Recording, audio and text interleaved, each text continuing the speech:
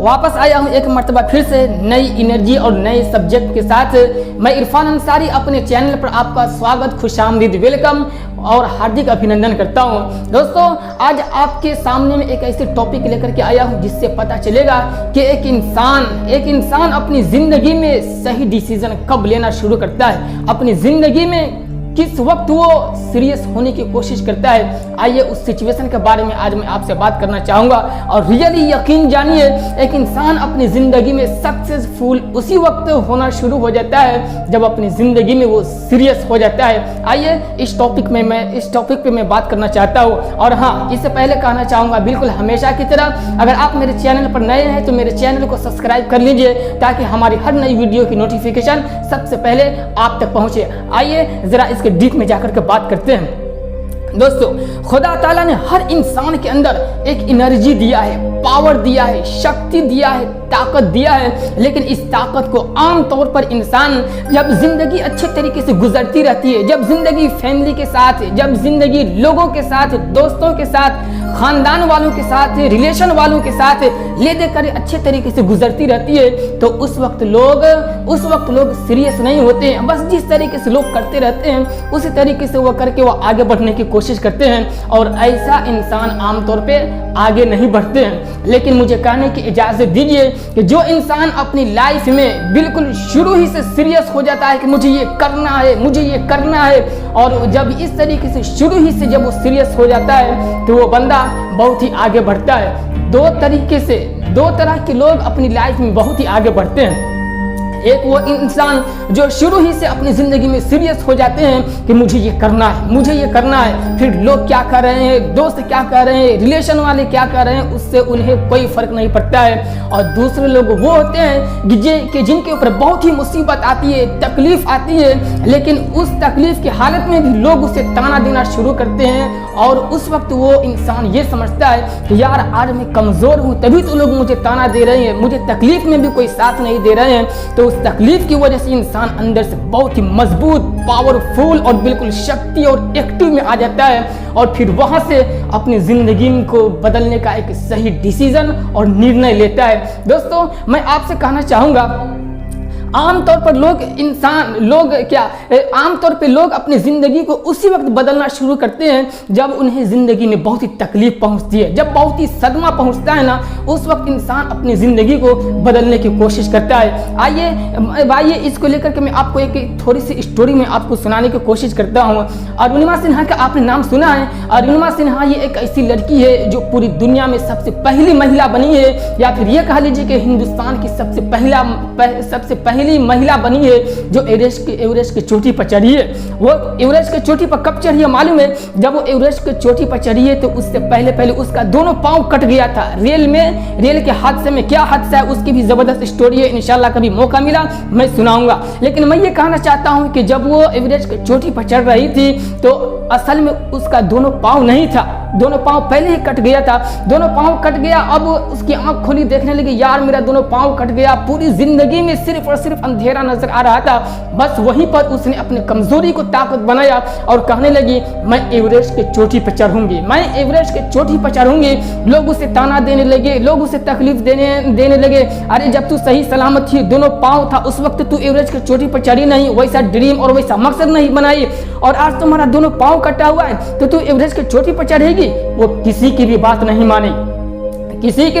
मानी और प्रैक्टिस करने लगी। 4-5 साल जबरदस्त तरीके से प्रैक्टिस की और फिर वो एवरेस्ट के चोटी पर चढ़ी। मालूम है, एवरेस्ट के चोटी पर जब चढ़ी तो लोग बहुत सारे चढ़ रहे थे, जिसका सही सलामत पांव भी था, लोगों के अंदर सांस भी थी, ताकत भी थी, सबके सब बहुत सारे लोग वापस आ गए, लेकिन वो वापस नहीं आई। क्यों? क्योंकि उसको है ना तकलीफ के तौर पर, उसको ताना के तौर पर बहुत ही तकलीफ दिल में हो चुकी थी।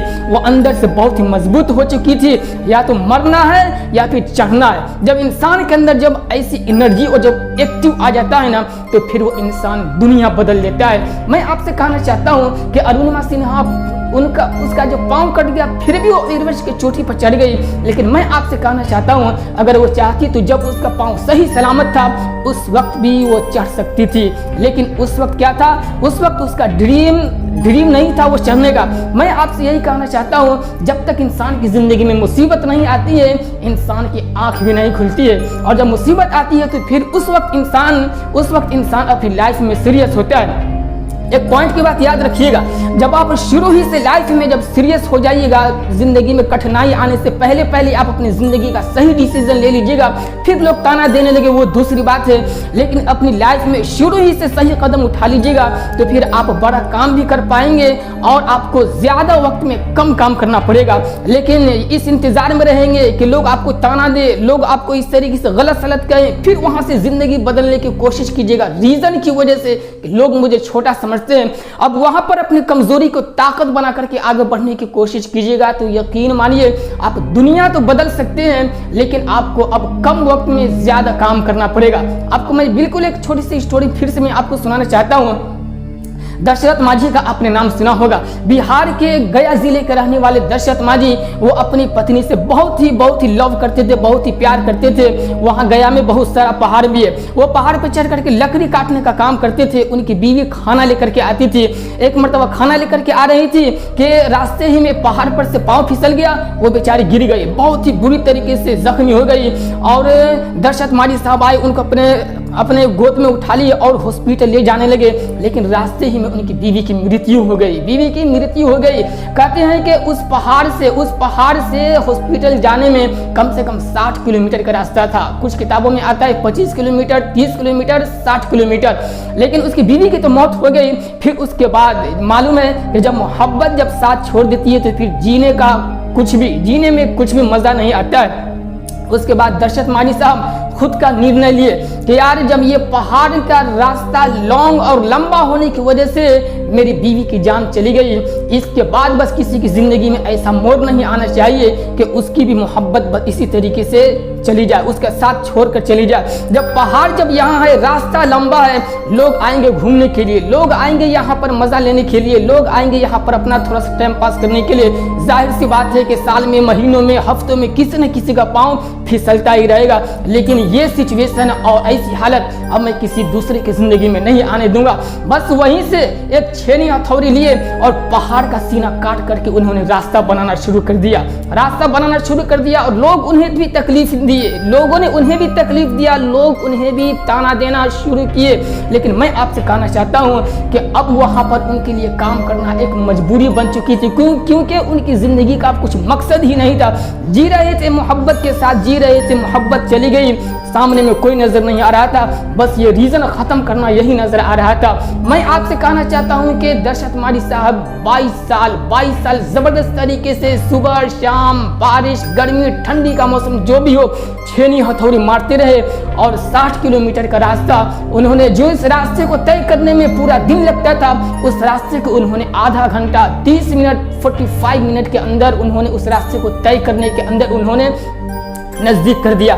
मैं आपसे कहना चाहता हूं कि दशरथ माझी साहब चाहते तो जिस तरीके से फैमिली में हंसी खुशी जिस तरीके से गुजर रही थी अपनी बीवी के साथ, उस हालत में भी उस रास्ते को वो पहाड़ का सीना तोड़ करके वो रास्ता बना सकते थे, लेकिन उस वक्त नहीं, क्योंकि इंसान आमतौर पे खुशी में होता है ना, तो उस वक्त इंसान सीरियस नहीं होता है। इंसान सीरियस उसी वक्त होता है जब इंसान की जिंदगी में मुसीबत आती है। लेकिन आप खुद ही सोच लीजिए कि जब दशरथ माझी साहब पहाड़ का सीना चीर करके रास्ता बनाए, फिर भी 22 साल लग गया, लेकिन फिर भी उसके पीछे उन्होंने कभी रेस्ट, उस तरीके से रेस्ट नहीं कि बस आज 5 घंटा काम करना है, आज 4 घंटा काम करना है। उनको कम वक्त में ज्यादा काम करना पड़ा होगा। मैं आपसे कहना चाहता हूं कि अगर वो उसी वक्त वो अपनी जिंदगी में जिस तरीके से खुश थे, अगर उसी वक्त अगर वो डिसीजन ले लेते कि मुझे इस पहाड़ को चीर करके रास्ता बनाना है, तो शायद कि इतना वक्त उन्हें नहीं लगता, कम वक्त में वो ज्यादा काम ले लेते। मैं आपसे कहना चाहता हूं, आमतौर पे लोग अपनी जिंदगी में सीरियस होते हैं मुसीबत आने के बाद, लेकिन आज की नस्ल है ना, बहुत ही जीनियस है, बहुत ही इंटेलिजेंट है और बहुत ही बहुत ही होशियार है। तो मैं ऐसी नस्ल से कहना चाहूंगा कि अगर आप रियली बहुत ही होशियार हैं, अपने आप को बहुत ही अगर आप इंटेलिजेंट जीनियस समझते हैं, तो अपनी लाइफ में मुसीबत आने से पहले सीरियस हो जाइए और लोगों को अपनी जिंदगी बदल करके दिखा दीजिए। क्योंकि कहते हैं ना कि इंसान क्या है, इंसान जाहिर सी बात है कि इंसान की आँख खुलती है मुसीबत के आने के बाद ही।